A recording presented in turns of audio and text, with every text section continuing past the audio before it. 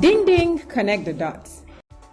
Welcome to another edition of Connect the Dots, a podcast that will bring people from various walks of life, including business, politics, art and craft, and even entrepreneurship, and whatever people do that is making statement all across different human endeavors and all of that.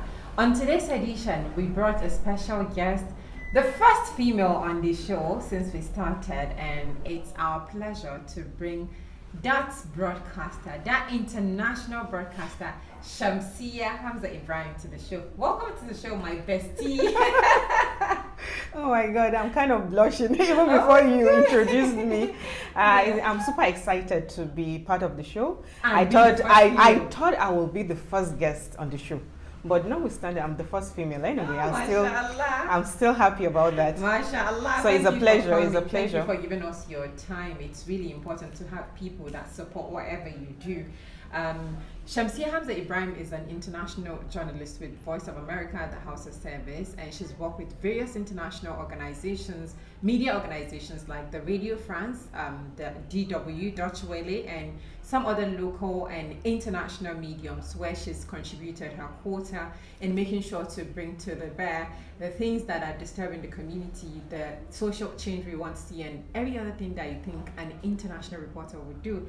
Again, I'll say welcome to the show because I'm super excited that it's our profession and we can always bring it to the bear the way we started our journey and all of that. Exactly. So let's delve into the business of the day and starting with where you started your career from as a journalist. I know you started from some local stations, radio stations. Let's go deep dive into the way you started your career. Oh, okay. Well, you're going to drive me memory lane. Okay. Firstly, I started from school. I did mass communication in University of Jos, where I did my diploma there. And since from there, I had this interest. Though I'm kind of person that I'm very reserved. Okay. I'm a shy person, I would say. And I never imagined myself being in the broadcast field. Wow. But I found myself, and I love entertainment actually, but just like I said, I'm a shy person. I found myself there, and I love everything about it. And sometimes I do go to, let me just take us back. Memory lane. Yes, while I was in secondary school, I remember I don't like maths. I actually don't like mathematics, yes. So I was sent to the science class, but I never liked it because of the calculation and everything that has to do with that. So I felt, what do I want to be? What can I do? What potential do I have? And I feel I should go back to the art, even though I know I'm reserved, but I think I belong there. Oh, wow. So then from the art class, I thought I was going to be a lawyer. Even though I write mass communication, when I went for seeking for admission, I didn't get mass communication. No, I didn't get the law course, so I got mass communication. So then I was like, oh, can I do it? Yeah, can I do it? Yes, can you do it? Yes. And I see a lot of my friends, like, people that I don't even think that they can also do it or even talk just like me. In public. Yes, in public. And they are making it. So I decided to say, okay, let me give it a try. And I went into there and we started. And the first instance, I think I was given production, a film production. And in the school? In the school. Wow. So from there, and they gave me a role. I did that. And I was like, okay, I can do it. So after school from there, and there was a station that was open then. It's a local station, an FM station, wow. Unity FM. Yeah. So from there, I went there and they asked me, what can you do? I said, I don't know. I don't know what I can do, but I know I have something that I will offer, but I don't know. Oh, wow. So from there, they said, okay, this is a place where we groom people and we unleash the potential in them. Yeah. And they said, okay, you can just go and check yourself and see whatever you can do. And that was how I started. I started from a very shy young girl. Yeah, and I couldn't face the public. sometimes I will go to my room, close the door, look into the mirror, and I will be talking to myself And be so on. rehearsing. Yeah, I'm be rehearsing. So from there I started translating Hausa. I could remember my friend Fauzia, then we started together. We went the same time to Unity FM. I started translating, we started broadcasting, we started doing things Being like radio that. girls. Yeah. But even though in radio you can't see anybody, you can't see the crowd. You wouldn't see anybody seeing you. Like the TV. Like the TV, you're just yourself talking the to mic. your audience. Yeah, through the mic. That was how I started, and a lot of people keep on calling me that you have a radio voice. You're doing good. You're doing this. The encouragement was there, even when I feel no, I don't want people to even know who is behind the mic. Oh wow. But people keep on coming to Unity FM. I could remember, who is that? They gave me a particular program I was producing. I was presenting. And the program, I usually read these Hausa novels then. And people kept on encouraging, who is this girl? Who is this person? Who is the person behind the radio voice? So that was how it started.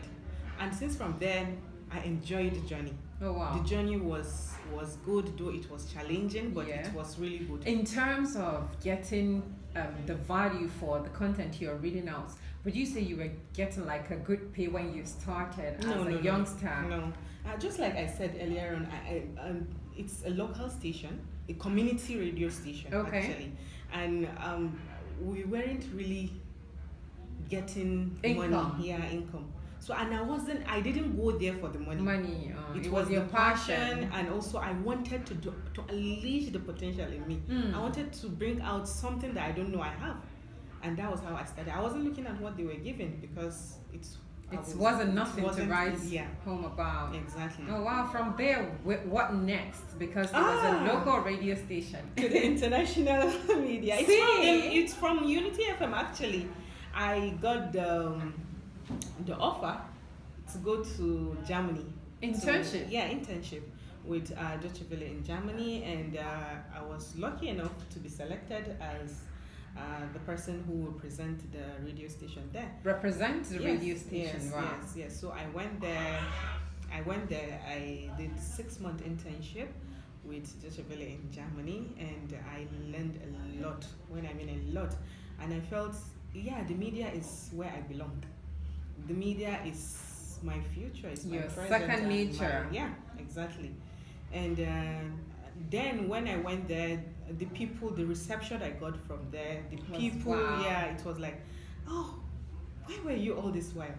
Oh wow. Yeah, these are the people that you've been hearing, my grandparents, my parents, even like the elderly ones who listen to radio, back then, the BBC, the Deutsche Welle, the Voice of America, then, you only hear it from your grandparents, the elderly ones who usually listen to radio. And now you are there. Yes.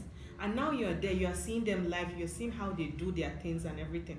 And I love it. That was how the journey started, and here we are. Considering the fact that in the local station that you were selected to go and represent them for an internship program, you were not getting much remuneration that would give you the money to get tickets, to do other things. How did you go through the process?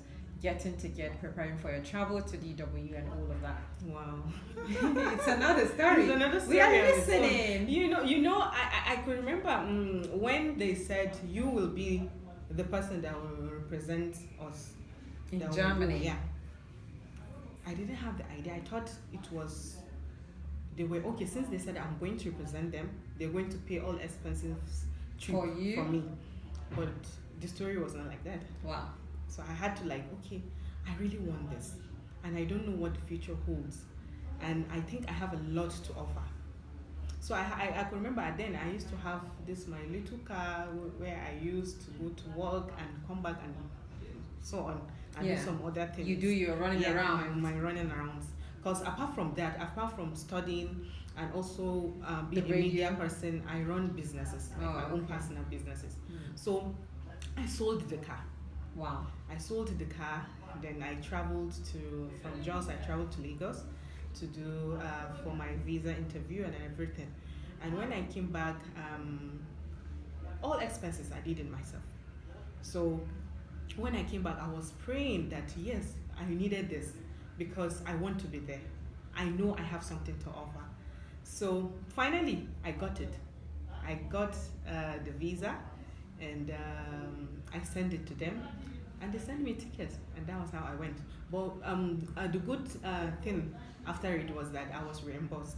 Oh, With everything I spent, with the visa fee and everything, I was reimbursed. Oh, so what was your experience like in the DW in Germany, considering the fact that you're a young, burdened, very young media person, and you're going to a new land that they've got the first language that you don't speak, and being able to fit in that society immediately from housing, transportation, really and all that. It wasn't really easy.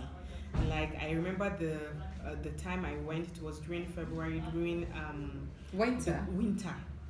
Was it winter? Yeah, it was really, really cold. I was like, oh my God, where am I? Even though in Nigeria, you know, Jos is one of the places that you could say it's a small London, place in terms of weather. Yeah, exactly. So, but the experience I had at my first step in Germany was so different. Like the weather entirely was something else. That was my first time of going there anyway. And the people there, I will say they're not They really, were welcoming. Yeah, they are, but when you can't speak their language. You can't speak their language, and even if they understand your language, they wouldn't want to speak with you. Yeah, they want you to speak their language. They tell you no English. And the food, even though there were African dishes and restaurants and also stores where you can get your own kind of food and so on, it was a challenge for me. But I knew what I wanted. I knew what I went there for. And it wasn't easy. 6 months is not 6 days. Yeah. And that was how I spent it, and I so learned a lot. You learned a lot from the experience. Exactly. After the 6 months, you came back to Nigeria. Yeah, I came back to Nigeria. To come and face reality. You know, there is a thing with when you go abroad to study or do something, you're used to the kind of system there that everything works. Yeah. When you came back to Nigeria, how does it feel? It was so different. I was like, oh God. It was really different. Like, I felt... You felt like maybe your world is crumbling or something. Like no. There's a lot that is missing, and I'm telling you, looking at it that I came from a local station and going from local to the international. Now you're coming back to the local again. Yeah. And there are a lot of things that even if you want to set, because of there are no financial input that will make things run, so there are some hindrance there, so everything was not really working the way I envisaged that it was going to happen.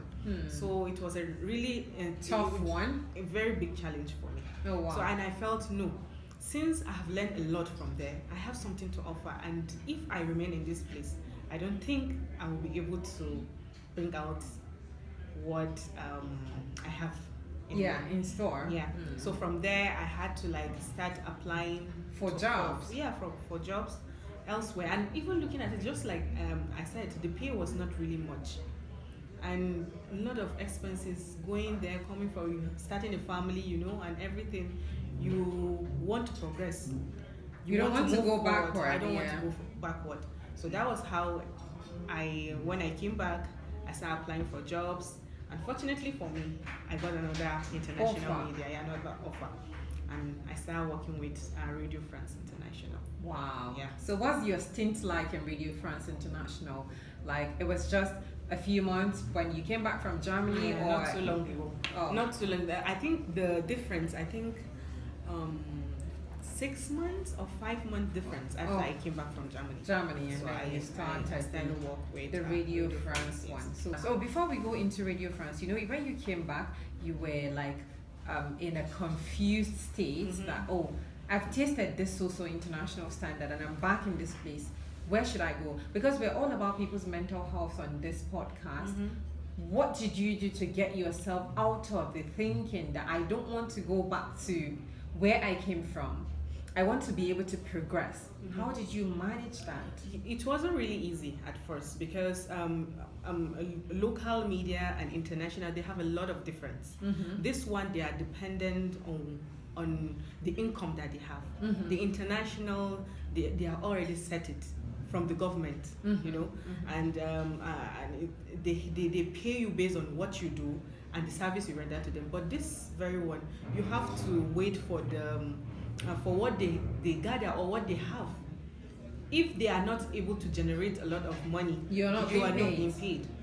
So the difference is just so much, and even as a newscaster, a reporter, you have to you are being given target like to generate. Your marketing. Your marketing. So the difference, you see, there are a lot of difference after seeing how they do their things in the international sets and the local. So I felt it wasn't really going to work for me.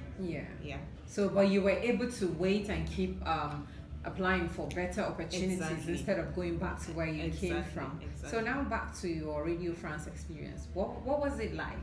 Radio France is one of the places that I would say was my second home, because I applied for the job.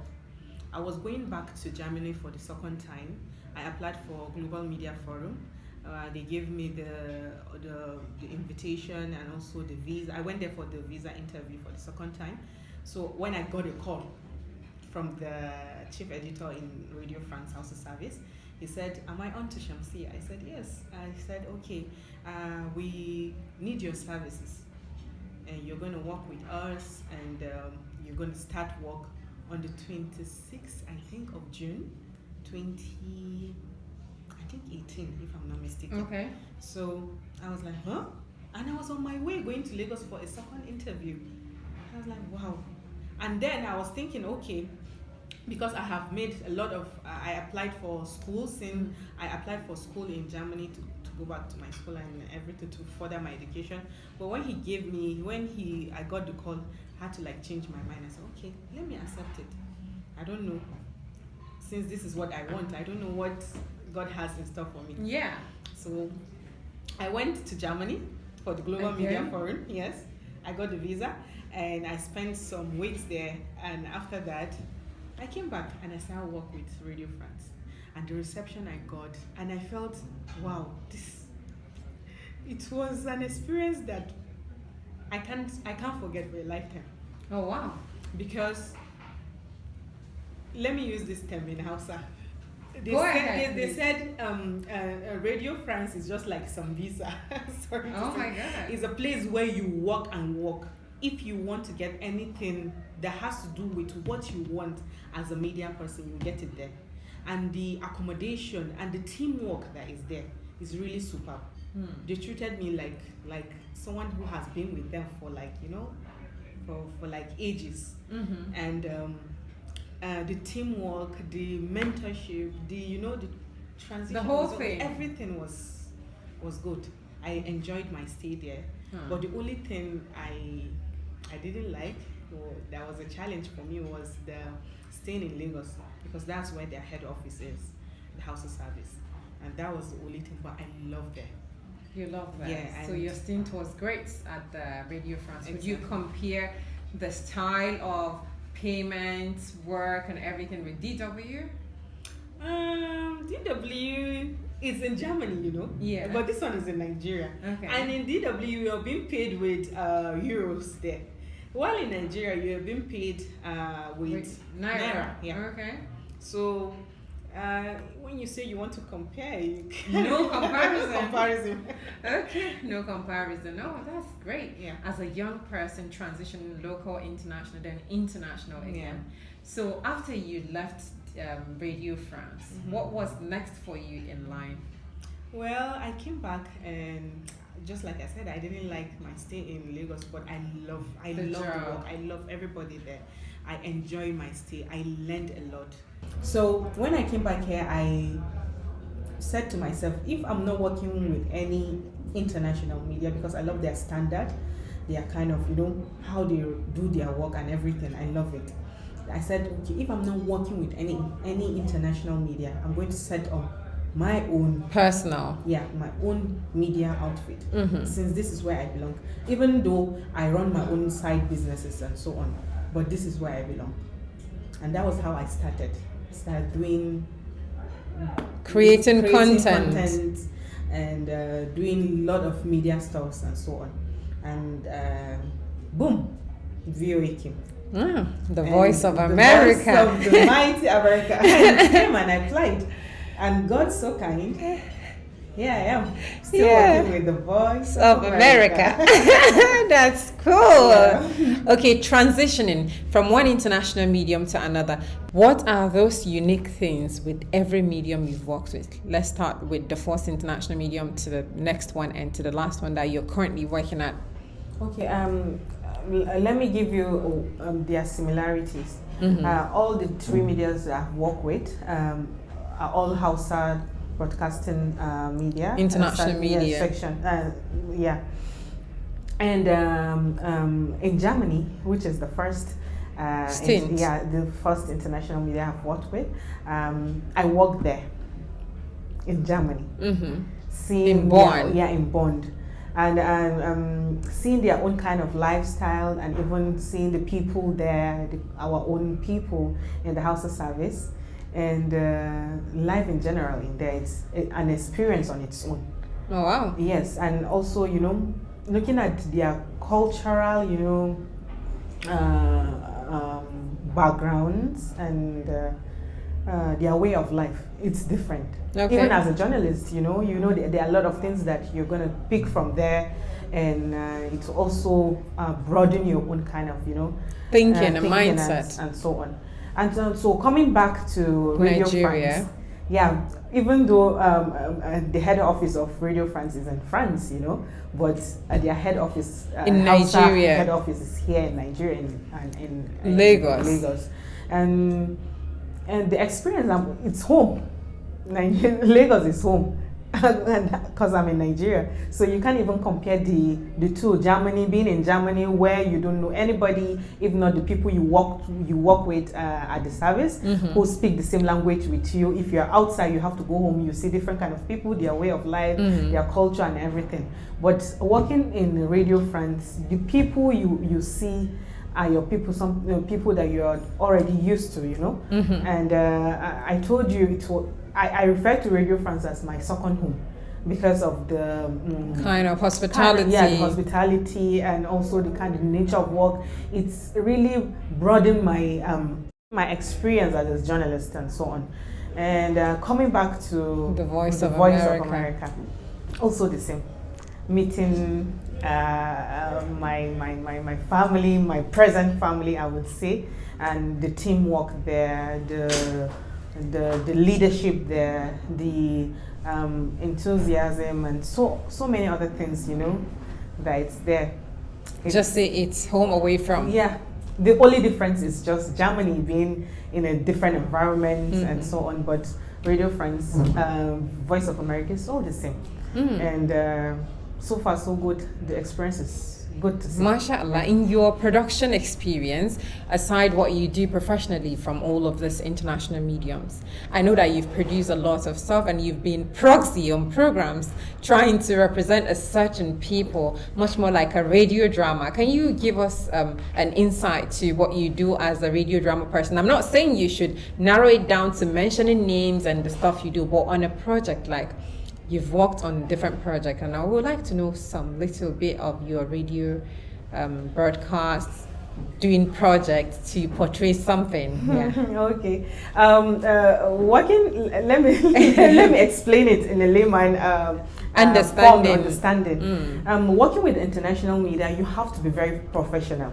You have to be very very professional in whatever you do, and you have to be accurate and so on. But working as a production person, you just need to do it to suit your clients, to suit your audience, what they want. So the Shamsiyya in international media is different from the Shamsiyya in the production field, the media production field. So you can't even see. When you listen to me giving my reports, in any international media, anybody who has listened to me your before, reports, and anybody who has listened to me in any Acting, of my radio drama, yeah, any of my production work, will know that there is a far different. Except those that knows me too well, that will know that this voice belongs to this person. So I try to distance myself when I come to this every work, even though I have experience in both local and international mediums, but there are difference in their own certain way. Yeah. So you can't compare the kind of work that I'm being given in the local media and also in the international media. They are all different. Anything you give me that has to do with the media, I think I enjoy it. Like I feel it's your passion. It's my passion. It's just you. Yeah. Okay, now life is not without challenges. Definitely. In all of these years that you've been practicing journalism, both locally and internationally, what are those challenges that maybe apparently sometimes give you like some thoughts like, I want to quit? Well, family, sometimes. Sometimes. There are sometimes my work is kind of demanding. It has to do with a lot of research, a lot of, putting in the work. Yeah. And sometimes my family also needs me. Sometimes I will look at it, oh my God, I want to quit. But when I remember I need to put, I need to contribute my own quota to the to put to the daily running of the exactly. family. So I feel no, I need to go on. But it hasn't been easy. That's one of the major challenges that I have. And also sometimes even the people you are surrounded with, also there are some things, especially if not now that we're trying to break the jinx. Yeah. There are people that feel, no, she's not supposed to do this. Why is she going this? Why is she for a Muslim lady from married? The north, married and so on. And they feel, no, you have boundaries. You don't need to do this, you don't need to do that, and so on. And that has been a challenge, but we keep on going. We're still working it. Yes. It's very important to rock it. They say there is the myth or the misconception about female journalists generally. Then it's worse in northern Nigeria that you're a female journalist. Exactly. You're a Muslim, you're a female journalist, and you're married, all combined. When you're single, people look at you in a type of way as a journalist, like you're wayward, you're doing some shady stuff and all of that. Exactly, especially we that work with international media, you see yourself talking to different kind of people from different kind of different class and so on, and you need to, just like I said, you need to be very professional in whatsoever you do. So if you want to get to be accurate in whatsoever you're doing, you need to dig deep. And in doing so, people misinterpret and people say a lot of things that will ordinarily, if you allow them, it will get to you and it will break you down. But so how do we change the misconception about being female journalists in northern Nigeria? People feel like you're wayward and all of that. In what ways do you think we can change the misconception that there are decent people in the job and they are doing their job the best way they can, whether they are married or not? Don't look at everyone and feel like every journalist, because for every profession there is the bad egg, and the bad eggs doesn't mean every other person is bad. How do you think we can change the narrative? So ordinarily, you see, like me, myself, that I work with, I started from the community radio. I see how we contribute. We are the voice of the voiceless. We talk to people, we give information where people don't even expect. And there are some instances where, like for instance, in the north, where you can't talk to, like a man can't talk to a woman.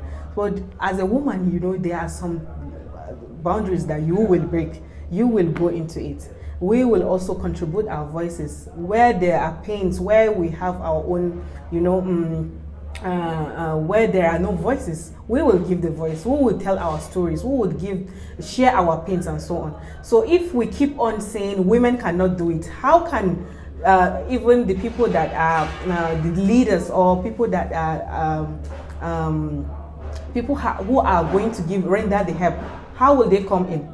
So we just need to change that narrative and show the world that we women have our own quarter, have our own roles to play, and we have our own contribution to play in the media, to tell the world our stories and so on. So each time I meet anybody, especially our upcoming journalist, female, I always tell them that believe in yourself, and whatsoever you want to do, make sure that you do it in the right way. Give your best and don't let people's says bring you down. That's it. Are there people you are mentoring? Well, actually, yeah, there are a lot of them. Okay. There are a lot of them. The people I left always come back to me. They say you're my role model, and so on. They want, they look at where I started. So what's your one message to the young upcoming media people, journalists? Yeah, especially females. Yeah. Right? And always believe in yourself. If you want it, go for it. Because that was how I started. If you want it, go for it, and do not allow anyone to discourage you. Just go for it. Have your own what you want to achieve and what you want to give to the society. Always believe in yourself, and the sky will be your limit. Thank you so much. And that's it on this episode of Connect the Dots with Shamsiyya Hamza Ibrahim, the international journalist that joined us, the first female on the podcast. Many thanks for joining us. And remember that people, when you are doing anything, resilience is very key, and your mental health is important. Just like Shamsiyya showed us that she got to a point she wanted to quit, but she feels like this is not the way to quit. I need to keep going to get to the promised land, or where I want to be. Keep doing what you like doing, and the sky is your starting point to success. See you again next week. It's Connected.